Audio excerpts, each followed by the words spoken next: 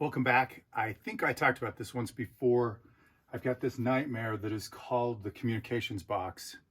Now, there are a couple of things that I think are really strange about this. One is we live in an HOA, and part of our HOA is our internet connection. Part of that internet connection is this nifty box that you can see right here that connects us to the internet. And of course, it requires power. And if you look right here, the power adapter for this particular thing is plugged into an outlet that they have placed inside the box, but it won't close because this power adapter doesn't quite fit, which to me is really strange, because don't these people all kind of know one another that if you're going to have this box here, you can't put that there?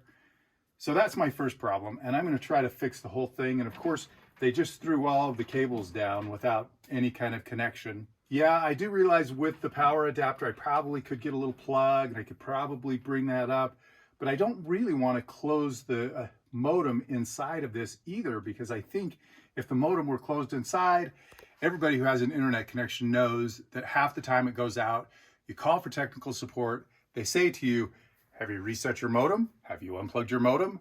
Well, that would be a little rough to do if everything was in this box, and I don't want to get the screwdriver, take the panel off every single time that might be the case. What I'm going to do is I'm going to go out ahead and I'm going to build a couple of little shelves on the side to accommodate my base station, which is actually my time capsule, and the modem on the outside. I'm going to get a smart switch and put inside, as well as this little adapter for all the coax cable, and put that on the inside. So everything else is on the outside, and we'll see how that goes. I'm going to go ahead and build a couple of little shelves. This is by no means finished carpentry. And even if it were, I'm not really that skilled. All I need is a couple of lightweight shelves to hold these in an unfinished mechanical room. So I poked around the garage a little bit and came up with a couple of pieces of wood. I just got an old 2x4 and then a former shelf for Gorilla shelves. So I'm going to cut those to the length I need and then just get some screws and screw it all together downstairs. I decided what I needed to do is just span the difference between two studs in the wall. Measured it out before I came out here, and it's about 14.5 inches. So I'll go ahead and I'm going to measure 14.5 inches on the 2x4s. I'm going to go ahead and cut one, and then I'm going to use the first one as a guide for the second one. Doesn't have to be perfect. And then I've decided what I'll do is I'll make my shelves about 10 inches wide. So I'll just go ahead and mark that. Again, doesn't have to be perfect. And this one, because it's a little easier without even doing the math, I can just do it at the 20-inch mark as well, and just try to make sure that I cut right in the middle of the line.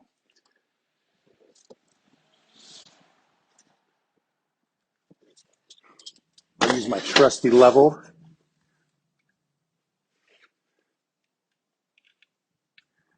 Has a straight edge.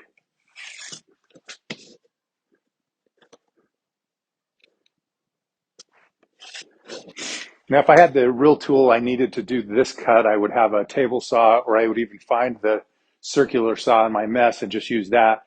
But I know I can use my chop saw and just turn it over once, so we'll just go ahead and do that. So there is a point in my life where I was probably young enough and stupid enough to just do this kind of stuff without safety glasses. But I think I've grown up enough that I know that I value my eyes. And if you do, you probably want to do that. And if I weren't wearing my earbuds to actually do the recording, I would have something in there, but hopefully they'll give me a little protection as well. So we'll go ahead and just make the cuts.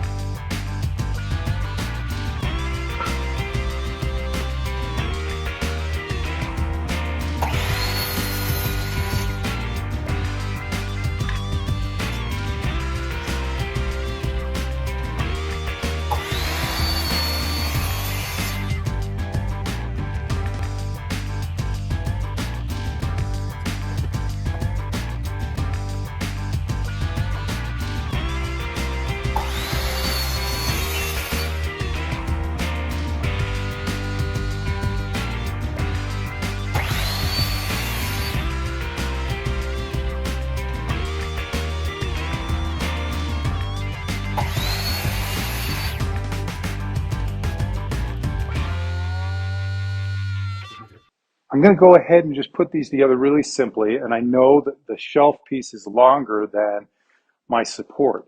All I want to do is make sure that I get them lined up like this, and I'm going to drill a couple of pilot holes in the top of this piece of particle board, and then a couple of pilot holes into the 2x4.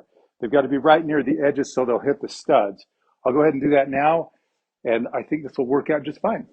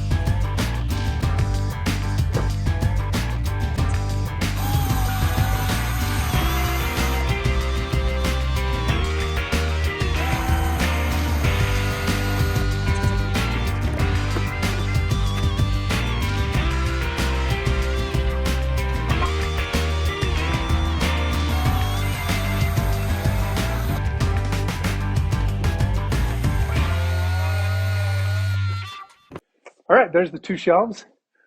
I think they look pretty good for just a quick Saturday afternoon project with some scrap wood. We'll go back downstairs to the mechanical room and install them. Maybe I should have planned this just a hair better, but it's going to work out anyway. We'll go ahead and put one shelf above and then one shelf below. The first thing I need to do is just make sure that as I get it in place, what I want to do, I want to level this out before I try to put it on. Holy Toledo, look how close that was. And I'll just mark the bottom of both.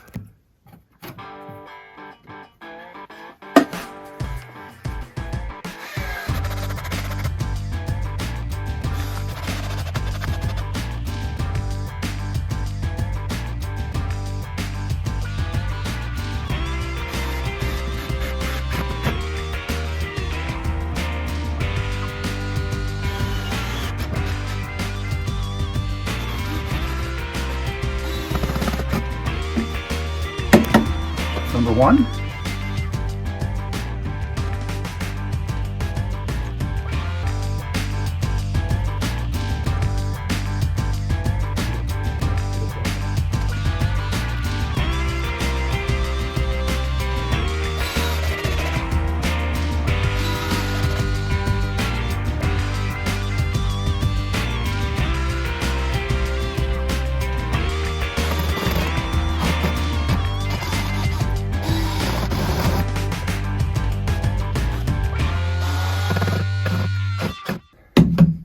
Shelf number two. Okay, now I've got the shelves in place. We're ready to take the next steps, unplug everything from the network, put everything on the shelves where I want them to be for right now, and move on. In our last house, I ran Ethernet and coax drops to every room. In the new house, the builder only dropped into 5 rooms. However, in those 5 rooms, they did put 2 Ethernet drops in each box, which means that there are 2 in each of those rooms. I'm guessing they intended one for data and the other for a telephone. Anyway, I'm going to go ahead and place the router on its own shelf for now. I do have this little power strip that I'll place on the shelf too, after snaking around the stud. Now, I'll plug the power adapter in, then run the data in Ethernet cable back through the top of the cabinet and plug it into the appropriate port on the router. Next, I'll plug the power into the time capsule on the top shelf. I really want to have the base station as high as I can to improve signal throughout the house. Then I'll run a patch cable from the router to the WAN port on the time capsule.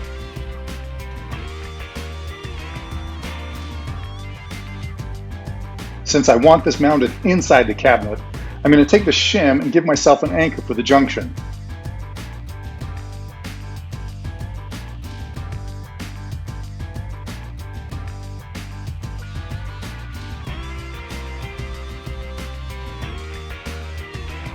Okay, let's be honest about something right here. In this house, it's really unlikely that I'll ever use the coax for TV.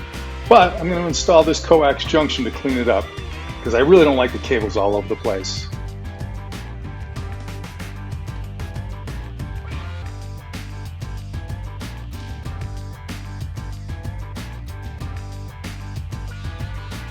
Now here we go. I'll plug the in coax into the in receptacle on the junction. Have I mentioned how much I love it that the builder actually labeled all the cables? Next, I'll attach the remaining room coax connections. I picked up this Netgear switch for the Ethernet part of the equation. In a former life, I worked in IT and grew to trust Netgear for small networks. I'm going to put the rubber feet on the bottom, which will allow a little bit of space for circulation.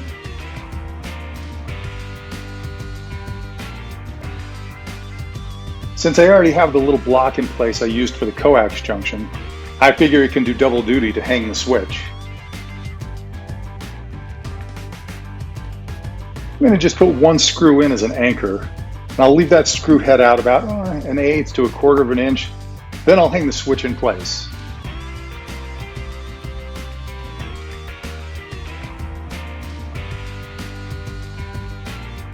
Since the switch power adapter would have the same limitation of not letting the door close, I'll run the cable up through the top and over to the strip. Someday, I might get a small surge strip to place in the cabinet, but for now, this will do fine. Now I need to run a patch cable from one of the time capsule LAN ports to a port on the switch. I always plug an in to the number 1 port on a switch. I don't know if that matters anymore, but it used to, so I'll stick with it.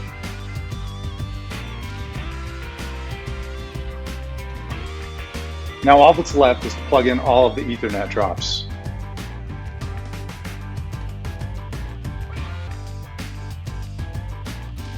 At least I'll keep the room cables next to each other. The builder used white cable for one drop and blue for the other. I'm going every other one, kind of opposite, so at least it looks pretty in the box.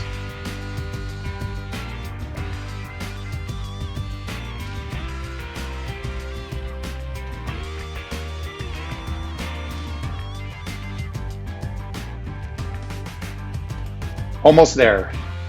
I need to remove the cabinet screws so I can install the door.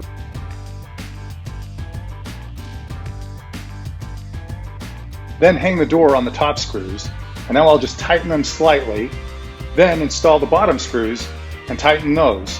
Of course, I don't want to over tighten anything here, but once I get them all in place, I'll snug them down.